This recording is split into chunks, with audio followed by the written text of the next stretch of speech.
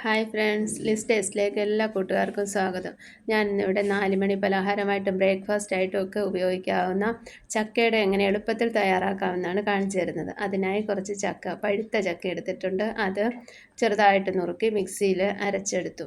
അതിനുശേഷം ഒരു 1/2 കിലോളം ഗോതമ്പ് പൊടി എടുത്തിട്ടുണ്ട്.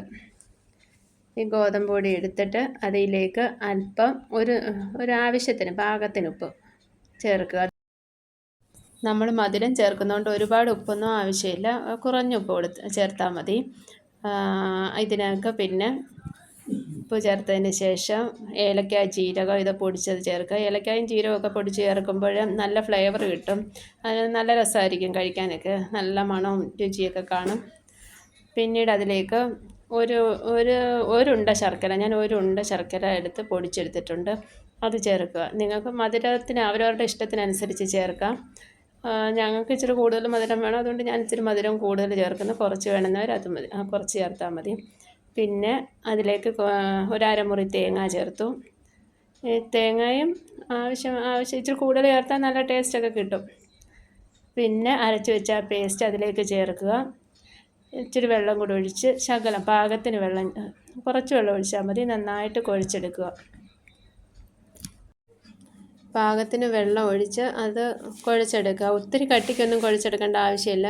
ഒരു ചെറിയ ലൂസായിട്ടുള്ള പരുവത്തിന് വേണം.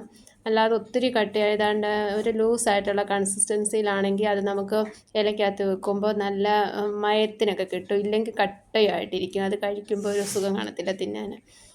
ഇത് ഈ കൺസിസ്റ്റൻസിയിൽ വേണം എടുക്കാൻ. ഇനി ഇതാണ്ട് വഷ്ണയില എടുത്തിട്ടുണ്ട്. ഞങ്ങളിവിടെ വഷ്ണയില എന്നൊക്കെ ഇതിന് പറയുന്നത്. ഈ ഇലയ്ക്ക് നല്ല മണമൊക്കെയാണ്. ഇതിനകത്ത് കുമ്പിള് കുത്തിയിട്ട് അതിനകത്തോട്ട് വെച്ചാണ് ഇത് വേവിക്കുന്നത്. ഇങ്ങനെ അങ്ങോട്ട് കുമ്പിള് കുത്തി അതിനകത്തോട്ട് ഒരു സ്പൂണിലിങ്ങനെ കോരിയെടുത്ത് വെച്ച് അത് അടച്ച് ഇഡ്ഡലി കുട്ടകത്തിലോട്ട് വെക്കണം. ഇങ്ങനെ ഓരോന്ന് നിറച്ച് നമുക്ക് എടുക്കാം. ഇത് നല്ല മയമൊക്കെ കിട്ടുന്നതിനാ ഈ കൺസിസ്റ്റൻസി. അല്ലാതെ ഒത്തിരി നമ്മൾ തിക്കായിട്ടിരുന്നാൽ അത്ര നല്ല ടേസ്റ്റൊന്നും അതിന് കിട്ടത്തില്ല. ഇങ്ങനെ ഓരോന്നും തയ്യാറാക്കി നമുക്ക് ആവിയിൽ വേവിച്ചെടുക്കാം. ഇപ്പോൾ ഞാൻ എല്ലാം റെഡിയാക്കി വെച്ചിട്ടുണ്ട്. ആവിയിൽ നന്നായിട്ട് വെന്തിട്ടുണ്ട്. നല്ല മണമൊക്കെ വരുന്നുണ്ട്. അടിപൊളി ടേസ്റ്റാണ് ഇത് തിന്നാൻ. നല്ല പരുവത്തിനായിട്ടുണ്ട്, നല്ല സോഫ്റ്റ് പരുവത്തിനായിട്ടുണ്ട്. ഒന്നെടുത്ത് ടേസ്റ്റ് ചെയ്ത് നോക്കാം. ഇതാ കണ്ടോ, നല്ലതായിട്ട് ഇലയൊക്കെ ഇളകി വന്നു, നല്ല സോഫ്റ്റ് ആയിട്ടുണ്ട്.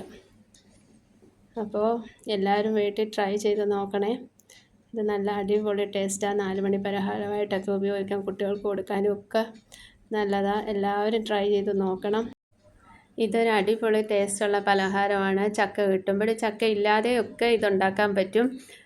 അപ്പോൾ അരി വെച്ചോ അരിപ്പൊടി വെച്ചോ ഗോതമ്പ് പൊടി വെച്ചോ ഒക്കെ തയ്യാറാക്കാവുന്ന ഒരു 4 മണി പലഹാരമായിട്ട് നമുക്ക് ഉപയോഗിക്കാം.